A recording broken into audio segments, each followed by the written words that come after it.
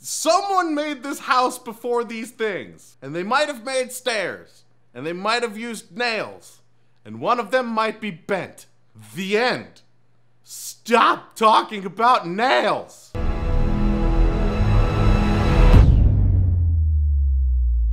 What's up, you guys? Welcome to Boss Level 8, where we make fun of movie critics. Today we are talking about A Quiet Place. Man, people still watching this. They won't shut up about it.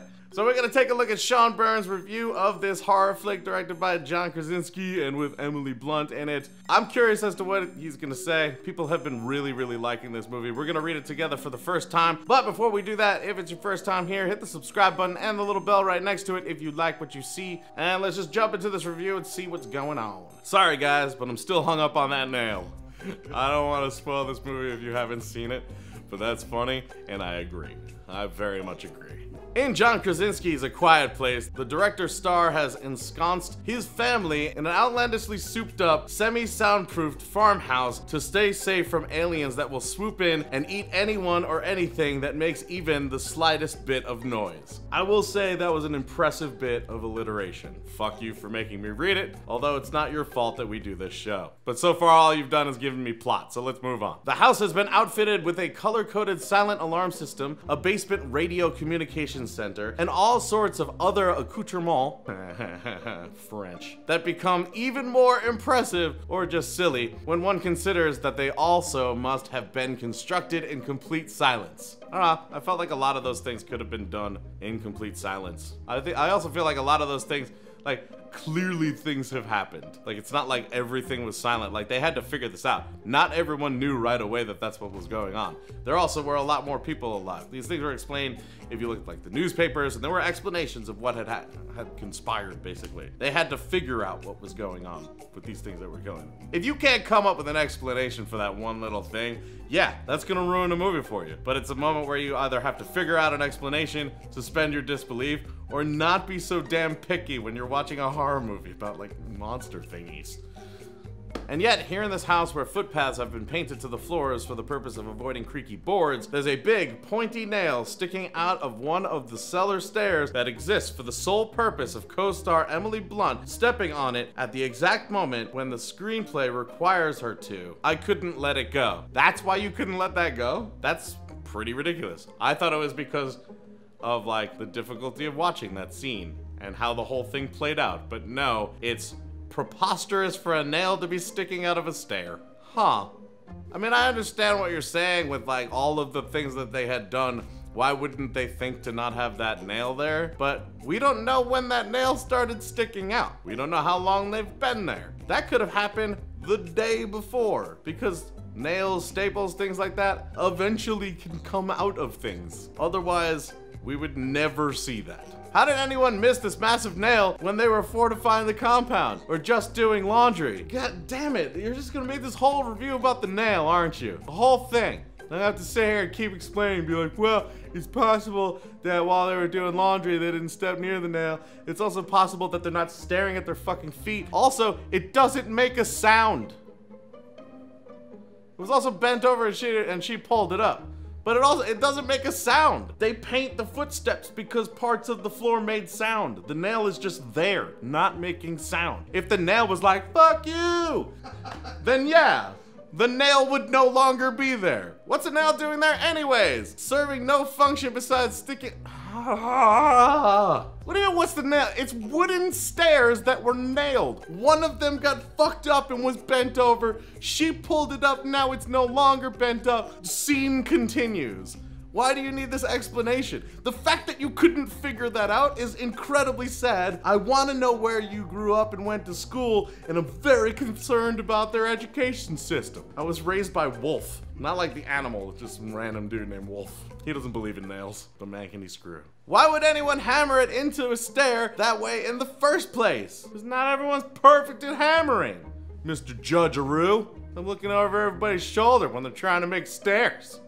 Rude. Also, movie critics are certainly known for driving nails into stairs, so. And how would they do so without being eaten? Someone made this house before these things, and they might have made stairs, and they might have used nails, and one of them might be bent. The end. Stop talking about nails! Look, I apologize. No.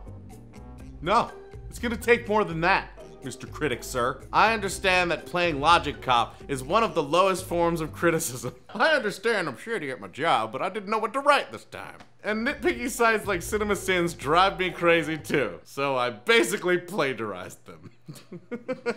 The truth of the matter is that we, as audiences, generally don't mind suspending our disbelief as long as we're having a good time. You never hear people complaining about this kind of stuff in movies they enjoyed. But I was having such a lousy time watching A Quiet Place that this shit was all I could think about. I'm just amazed that like you didn't like the movie and you were thinking about that the whole time, but you still couldn't figure out that it's just a bent nail on a thing that was built before these things started attacking. I'm reading this for the first time and I figured that out in minutes. And you had a whole movie to watch to figure it out. I don't understand. There's not much else to hang on to here besides the dopey inconsistencies. Real life husband and wife, Krasinski and Blunt, make a shockingly bland couple and they're being terrorized every day and can't talk. What do you want them to do? Be bubbly? What the fuck are you looking for? They have to like dance in silence. That's so strange. I'm sorry they can't be Ross and Rachel. And one could make a drinking game out of how many times they bug their eyes out really wide with a finger over their lips as to quiet each other so that they don't get killed. With no tangible goal or motor pushing the story forward, we're just stuck sitting around waiting for the family to be attacked as the extremely pregnant Blunt is about to give birth. So weird when people say extremely pregnant. Like, you're way more pregnant than her. You can only say that if someone's having more than one baby. That's when someone's extremely pregnant. Octomom was extremely pregnant. Even someone having twins is like, man, you're extremely pregnant. You're way more pregnant than other people. They just have one. Well, you don't even have to say normal pregnant. You just say pregnant. As the pregnant Blunt is about to give birth. Extremely doesn't do anything. The only thing extreme in the situation is something's trying to kill her. You're probably wondering what kind of assholes would bring a child into this ravaged world when they know full well that a baby's crying will bring about all of their gory deaths. Or sometimes people don't plan on getting pregnant. Pretty sure Planned Parenthood isn't funded anymore or probably doesn't even exist wherever the hell they're living. Also, it's pretty easy to accidentally get pregnant. Not for me, but I can't. The screenplay, by Bryan Woods, Scott Beck, and Krasinski, supplies the couple with an extremely tacky reason for wanting another kid, one that made me immediately begin to despise these characters for their selfishness. Krasinski gives himself a lot of ponderous glamour shots in which he stands forlorn and alone against the landscapes, weighed down by his patriarchal responsibilities and doughy-eyed like a sensitive beardo. That was a lot to take in. I feel like you thought more about that than he thought about this movie. And that motherfucker's getting paid. Oh man, you're getting paid for this too. Damn it. Yet I couldn't help thinking that if he really loved his family so much, he would have pulled out. I don't even know how to respond to that. That's so ridiculous. What's pulling out? I don't get it. I need further explanation. I'm assuming it's something like dirty, but I don't know what you mean, sir. Geez, the film even begins with them foraging for supplies at an abandoned drugstore. Pick up a pack of rubbers while you're there, pal. We don't know how long this has been going on. We don't know how many rubbers are left. We don't know if the rubbers are still good, because they do expire. You haven't not banged for a while, you look in your wallet and you're like, what's this crusty thing? Oh, it used to be a condom? No? Just me? Let's move on. A Quiet Place isn't even particularly quiet, with a blaring musical score by Marco Beltrami running roughshod all over the suspense sequences. I feel like if it wasn't called A Quiet Place, people wouldn't say anything about the music. They'd be like, the music was fantastic. It was great, did exactly what it was supposed to do.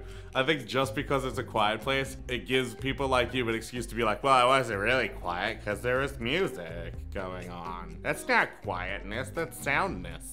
Aside from the opening scene during which you can hear all your fellow patrons unwrapping candy and chewing popcorn with their mouths open, it's about as noisy as any other horror film. Yeah.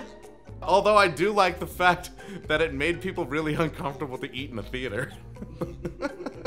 I was eating popcorn and I was like, I hope something loud happens because I feel like a bad person. This one's got Beltrami, not exactly a subtle composer, blowing Inception horns in your ear after every damn jump scare. It's like the movie can't even commit to its own gimmick. Which gimmick?